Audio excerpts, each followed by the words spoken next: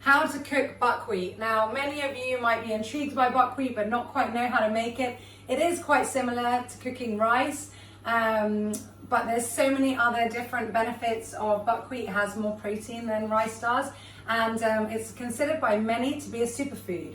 It's full of protein, it's very good for managing diabetes, for heart health, and so many other things, and it can also help in your weight loss aims. So without further ado, I'm going to show you how to make this super easy and delicious grain that is very popular in a lot of countries. I've got my stove already on and my pan here ready, and I'm adding in 3 cups of water. Now, we don't use exactly double the quantity, at least I don't. So I have here 2 cups of pre-washed buckwheat with 3 cups of water.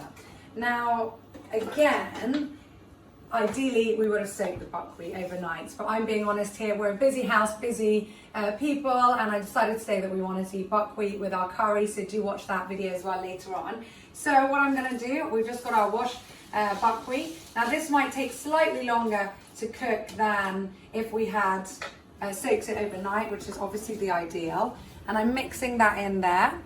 And I personally, just to give it a little bit of flavor, because buckwheat itself can be quite bland, which is amazing because it's a very wholesome whole grain that has a lot of flavor, a lot of texture, and can really make so many dishes so interesting. It can be savory and it can also be sweet.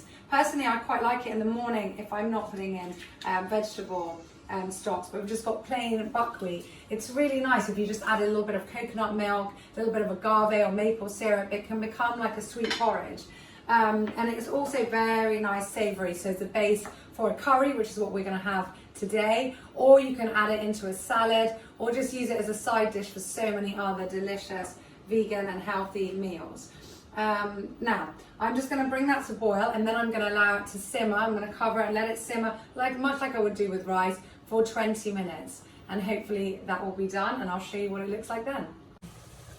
Okay, so the buckwheat's been on for a while. It's perfect. The taste is delicious, but because we haven't pre-soaked this, it's a little bit still, for my liking, a little bit chewy. So I'm just going to add now another cup of water. There we go. And then I'm going to leave that to be absorbed and soak again on a medium heat, and then I'll check that again in a minute. So now this has been on for an extra 5 minutes and absorbed that extra bit of water we have. I'm just using a fork. Always use a fork to fluff this up so you don't end up with a mashed grain. And we separate that nicely. It's perfect. Look, it's all soft and super delicious. Oh my goodness. And the vegetable stock is really giving it that edge, that savory edge, as a really good base to have with curries or on the side or even in salads. So I hope you've enjoyed this video. Again, this is real food by real people, by me, busy mom, busy working lady. So it's not always ready exactly from the beginning. You always have to see with cooking what it needs. Maybe one day you need something more, something less. So be real, experiment, have fun, and thank you for tuning in on Cook Vegan with me, Farah Shamas. Don't forget to subscribe and get lots and lots of other plant-based inspiration. I'll see you soon. Take care.